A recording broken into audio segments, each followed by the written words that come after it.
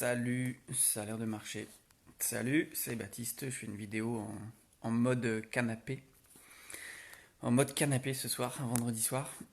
J'étais en journée entière de coaching aujourd'hui et voilà, j'ai envie de parler là de ce qu'il y a de l'autre côté en fait. Je vais t'expliquer de quoi je parle quand je parle de l'autre côté. En tous les cas, c'est dans les parties qu'on ne voit pas. Euh, et dans cette journée de coaching, bah voilà, on a discuté un petit peu plus tard là avec Clémentine ce soir et bah, c'était hyper intéressant de voir dans notre discussion qu'elle mesurait aujourd'hui en fait ô combien on n'est pas obligé d'aller mal pour aller mieux. Et voilà, elle me retranscrivait un petit peu voilà, ces deux, trois dernières années, ses expériences, etc. Et il y a vraiment un switch, d'un changement dans sa démarche, en tous les cas dans l'énergie dans laquelle elle utilise pour passer à l'action, pour être bien dans sa vie. Bah, c'est pas la même qu'avant. C'est-à-dire que ces premières fois, ça n'allait pas bien, entre guillemets, ça allait mal, bon, voilà.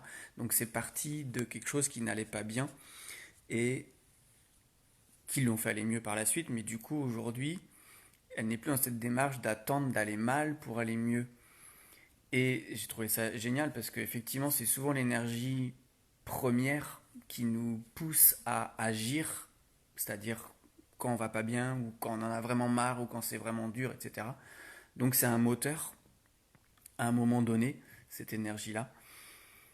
Mais du coup, bah, j'ai envie de dire quand ça va, si on attend d'aller mal encore ou d'aller chercher consciemment ou pas du dur pour aller mieux, bah, des fois on n'est pas obligé en fait. On peut juste garder de l'ouverture et de l'envie de, de vivre une vie meilleure. Et du coup, ça demande une autre énergie en fait pour ça. Et donc voilà, c'est plus l'énergie pour moi de l'ouverture, de la curiosité, de l'exploration. Et c'est là où je voulais en venir un petit peu sur la curiosité et sur ce qu'il y a derrière, plutôt sur ce qu'il y a de ce qu'on ne voit pas en fait. Parce que quand ça va bien et qu'on a quand même envie de faire une démarche pour aller mieux, bah, c'est qu'il y a quand même potentiellement des choses qu'on ne voit pas, d'accord, pour s'ouvrir à du meilleur. Alors, j'entends dans du meilleur, tout est relatif, mais en tous les cas, dans l'exploration de soi pour aller goûter à encore plus de soi et savoir mieux s'utiliser, et puis voilà, tout simplement prendre du plaisir dans ses réalisations. Euh, donc voilà, donc c'était intéressant de voir ça avec Clémentine parce que c'est vraiment un nouveau moteur au niveau énergie pour, euh, pour évoluer, pour passer un nouveau palier. Et donc il n'y a pas obligation d'aller mal pour aller mieux. Et c'était très parlant parce qu'elle en fait l'expérience et elle en a fait aussi l'expérience par les années précédentes. Et d'ailleurs c'était rigolo parce que pour l'anecdote c'était aussi bah, avec moi qu'elle avait travaillé il y a 2 ans, 3 ans. Et là, voilà, on faisait un peu l'état des lieux de ce qui s'était passé, de ce qu'elle avait vécu, etc. Et elle me dit, mais là, je suis hyper heureuse, en fait, tout va bien. Mais pour autant, elle était là, on a fait cette journée, etc. Et on a pu aller encore plus, puiser encore plus, aller explorer encore plus, se rapprocher vraiment de son énergie de vie à elle, qui lui permet voilà, de vivre la vie qui la nourrit vraiment. Et plus que ça, en fait, certes, une vie qui nourrit, mais surtout avec laquelle elle se sent en paix, avec laquelle elle se sent légère, avec laquelle elle se sent en sécurité, en fait. Donc, ça vient, voilà, toucher d'autres, bah, d'autres facettes, j'ai envie de dire, de soi qui demandent, c'est un petit peu comme, ouais, qui demandent de l'ouverture, parce qu'effectivement, quand on fait cette démarche-là, on ne sait pas, comme on se disait ce matin, on ne sait pas ce qu'on va vivre aujourd'hui, mais voilà, ni elle ni moi d'ailleurs, hein. Voilà, toutes les personnes qui font cette démarche-là ne savent pas ce qui se passe, mais voilà.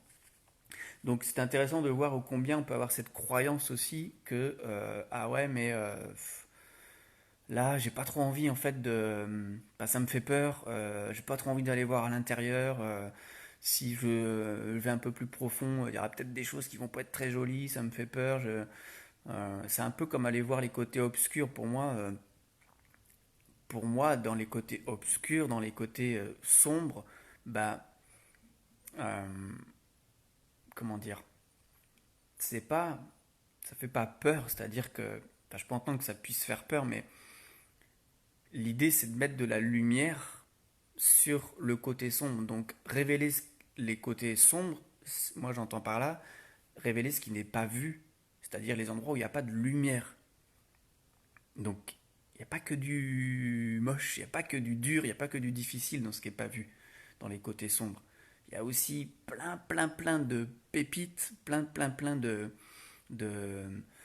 comment dire, ouais, d'or, j'ai envie de dire, euh, qui, qui font partie de nous et qui nous permettent justement d'être encore plus remplis, plus nourris, et voilà, de goûter vraiment à notre énergie de vie. Donc voilà, c'est vraiment là-dessus que j'avais envie d'interpeller sur les côtés soi-disant sombres ou les côtés soi-disant